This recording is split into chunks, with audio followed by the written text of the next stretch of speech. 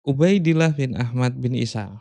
Nama ini mungkin akrab bagi mereka yang mengikuti isu nasab Bani Alawi, sebuah kabilah asal Hadramaut yang dikenal dengan panggilan Habib atau Habaib. Perdebatan sengit itu kan muncul sekitar tahun 2022.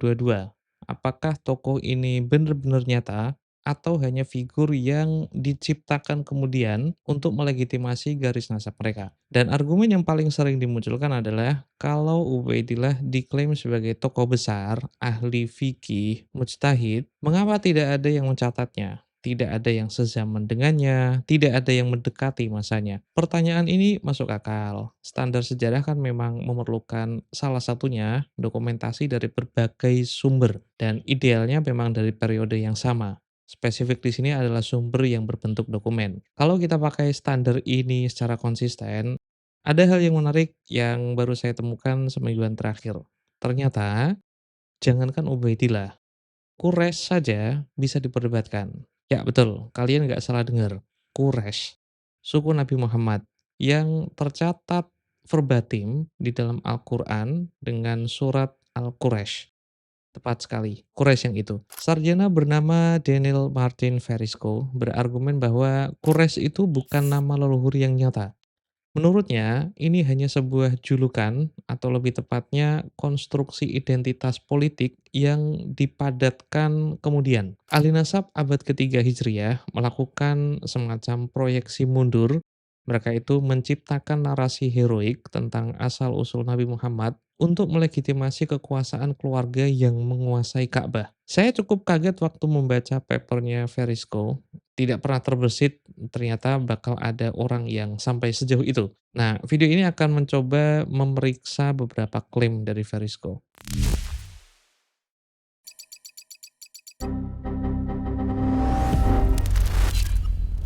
Quraisy bukan nama sembarangan dalam Islam. Ini suku yang melahirkan Nabi Muhammad. Nama Quraisy tercatat di dalam Al-Quran dan dalam surat tersendiri pula, yaitu surat Al-Quraisy. Sahabat-sahabat terdekat Nabi, yaitu dari Khalifah Abu Bakar, Khalifah Umar, Sayyidina Utsman, dan juga Imam Ali, semuanya juga Quraisy. Ribuan hadis menyebut nama ini. Kalau ada satu kelompok dalam sejarah Islam yang terdokumentasi dengan sangat masif, kayaknya Quraisy adalah salah satunya. Veresco tidak membantah dokumentasi ini, tapi dia punya argumen yang cukup halus. Dia bilang, ya namanya Quraisy memang muncul di mana-mana. Masalahnya, nama ini bukan merujuk pada seseorang leluhur yang konkret. Ini lebih mirip sebagai julukan kolektif atau kategori sosial yang dibentuk kemudian. Buktinya apa? Pertama, ambiguitas bahasa. Veresco melihat kata Quraisy itu dalam bahasa Arab punya beberapa arti yang tidak jelas hubungannya. Ada yang bilang maknanya adalah hiu, ada yang bilang unta, ada yang bilang berkumpul. Dan Veresco melihat ini sebagai tanda bahwa istilah ini berfungsi sebagai label deskriptif, bukan mewakili nama seseorang. Kedua, ketidakkonsistenan dalam ingatan genealogis atau ahli nasab belakangan. Ibn Kalbi, ahli nasab terkenal abad ketiga Hijriah, dan Al-Barzanji, yang maulidnya sering kita baca, mengatakan bahwa Quraisy adalah Fihr bin Malik. Beliau adalah leluhur ke-12 dari Nabi Muhammad, dan semua klan Quraisy katanya bermuara ke Fihr ini. Tapi genealog atau ahli nasab yang lain itu mengatakan bahwa Quraisy itu bukan Fihr, tapi Nadhr bin Kinanah, kakek dari Fihr sendiri, leluhur ke-13 atau ke-14 dari baginda Nabi.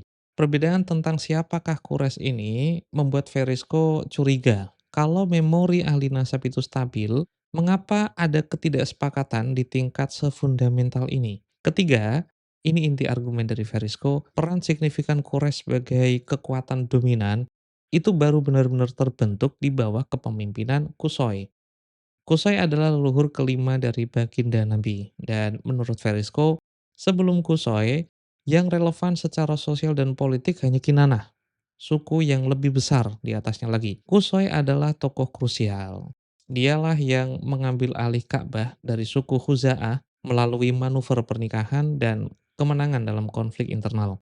Penguasaan atas Ka'bah inilah yang menandai permulaan Quraisy sebagai entitas politik berdaulat di bawah keturunan Qusay. Karena sebelum Qusay, kelompok yang kemudian disebut dengan Quraisy ini tidak punya kendali atas tempat suci tersebut.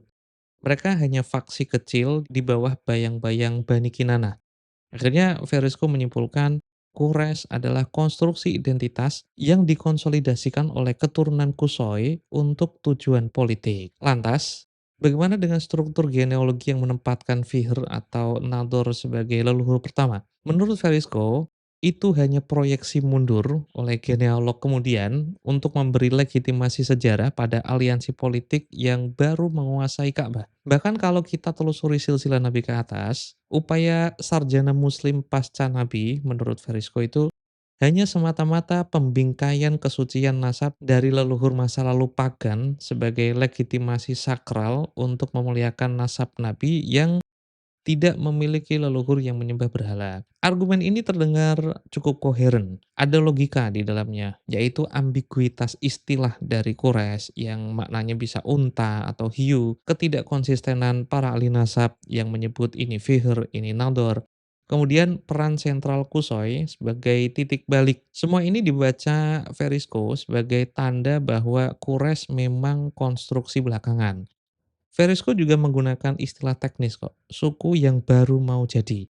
Maksudnya, kelompok di bawah Kusoi yang hanya 5 generasi ke atas Nabi masih dalam proses menjadi suku. Mereka itu belum punya kerumitan struktur yang mapan.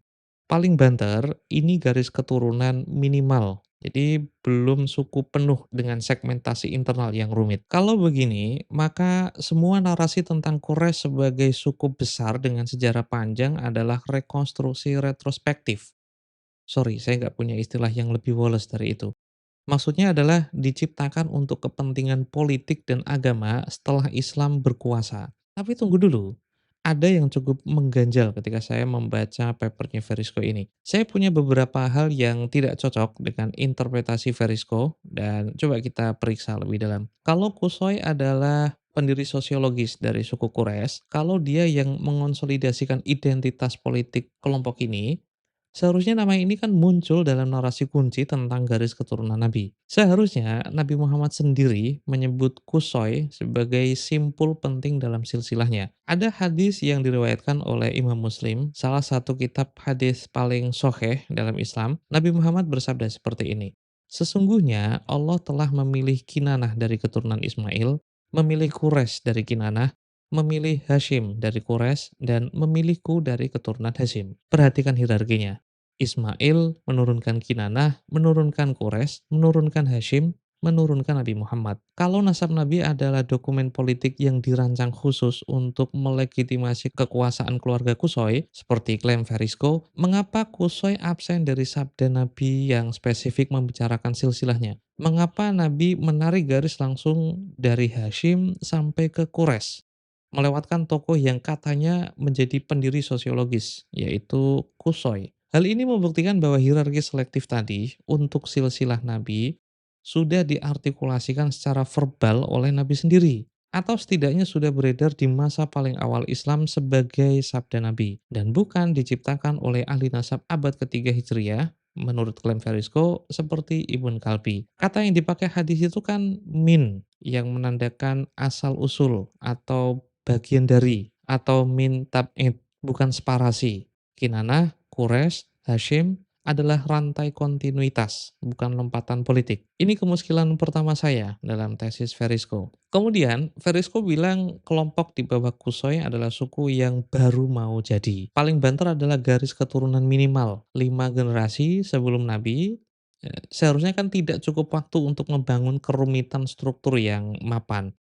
Nah, saya menemukan Ali bin Husain Al-Mas'udi mencatat sesuatu yang sangat berbeda. Dia bilang ada 25 klan yang sudah mapan dalam suku Quraisy ketika Nabi Muhammad itu baru berusia 20 tahun. Ada 25 klan dari Quraisy. Klan ini bahkan berkonflik satu sama lain. Ketika Nabi berusia sekitar 35 tahun, kan terjadi perselisihan yang cukup hebat.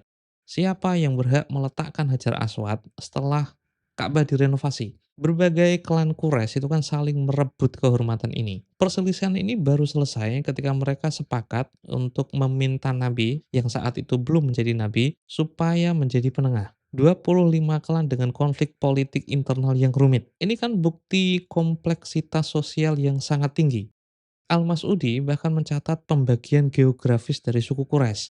16 klan elit dari Quraisy itu tinggal di lembah pusat kota Mekah, disebut dengan Quraisy Al-Bitoh. Kemudian ada 9 klan Quraisy di daerah pinggiran atau pegunungan di luar lembah utama, disebut dengan Quraisy Az-Zawahir. Bani Hashim, klan Nabi Muhammad, termasuk keluarga elit yang beredar di sekitar Ka'bah. Ada segmentasi geografis, ada hierarki sosial, ada konflik internal yang memerlukan mekanisme arbitrase. Tidak mungkin ini suku yang baru mau jadi. Saya melihatnya sebagai suku yang sudah lama matang. Dan lebih jauh lagi, ada sistem formal yang mengatur hierarki nasab dalam tradisi Arab. Sistem itu kan memiliki 6 tingkat segmentasi ya.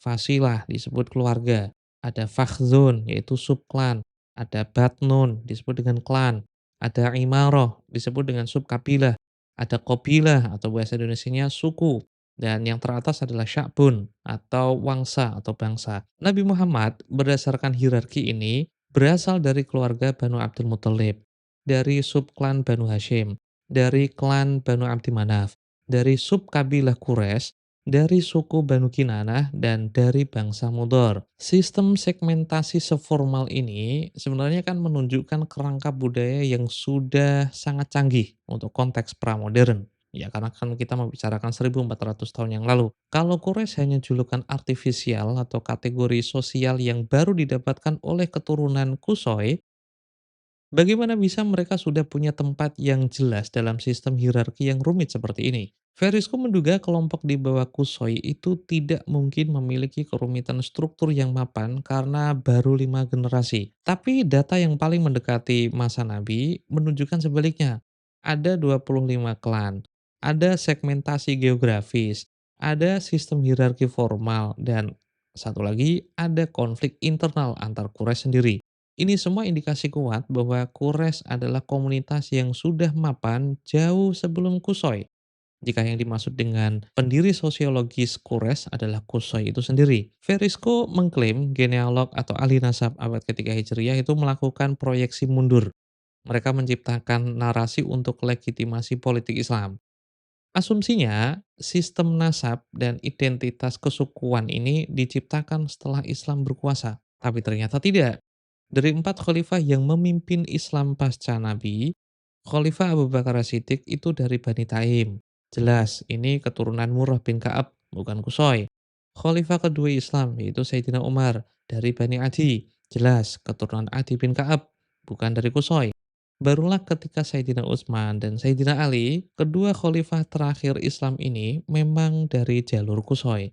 Tapi keduanya dicatat dan lebih dikenal sebagai cicit dari Abdi Manaf bin Kusoi, bukan Kusoi itu sendiri. Tidak ada ahli nasab setelah itu yang melebih-lebihkan nama Kusoi. Padahal keempat khalifah ini sama-sama suku Quraisy. Ya karena memang seperti itulah atribusi yang dituliskan kepada keempat khalifah Islam pasca Nabi wafat dan ditulis oleh ahli nasab belakangan. Nah, apa yang sebenarnya terjadi di sini? Verisco cuma melihat ambiguitas etimologis.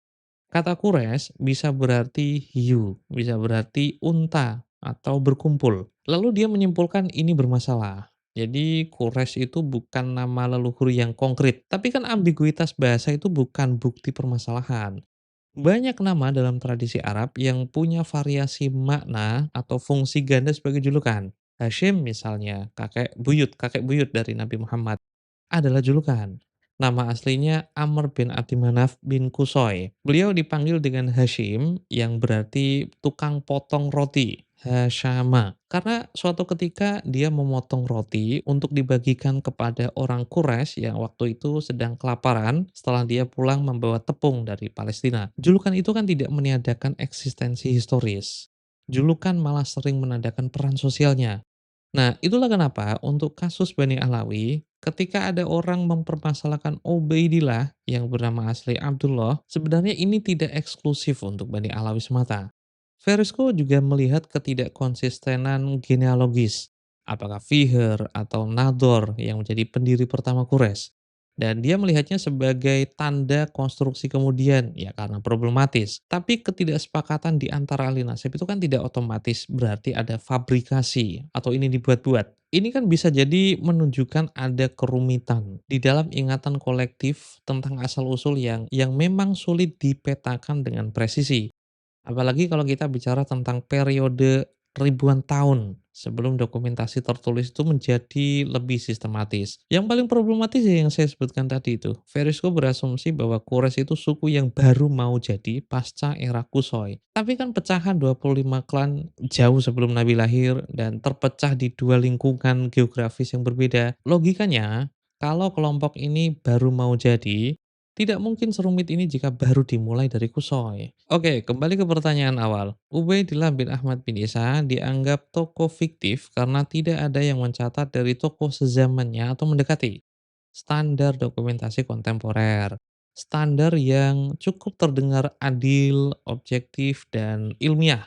Nah, itu klaim mereka. Tapi kalau kita pakai standar yang sama kepada Quraisy, suku yang tercatat di dalam Al-Quran yang melahirkan Nabi Muhammad dan para sahabat besar yang punya ribuan referensi dalam hadis, ternyata standar itu bisa dipakai untuk menolak mereka juga. Ada ambiguitas etimologis, ada ketidakkonsistenan ahli nasab, apakah ini fihr atau ini nador, ataukah ini mungkin kusoi. Lantas dibilang ini asumsi belakangan untuk membuat-buat istilah atau silsilah itu. Presiden untuk Ubaidillah kan ada. Bahkan tokoh sefundamental Quraisy bisa digugat dengan logika yang sama. Ubaidillah bisa jadi adalah tokoh fiktif. Tapi kan bisa jadi Ubaidillah adalah tokoh yang faktual. Tapi apa yang kasus Quraisy tunjukkan adalah ini. Kerumitan ingatan historis tidak bisa dipahami dengan kerangka verifikasi yang terlalu sederhana. Ketiadaan jenis bukti tertentu tidak otomatis berarti ada pemalsuan atau ada fabrikasi.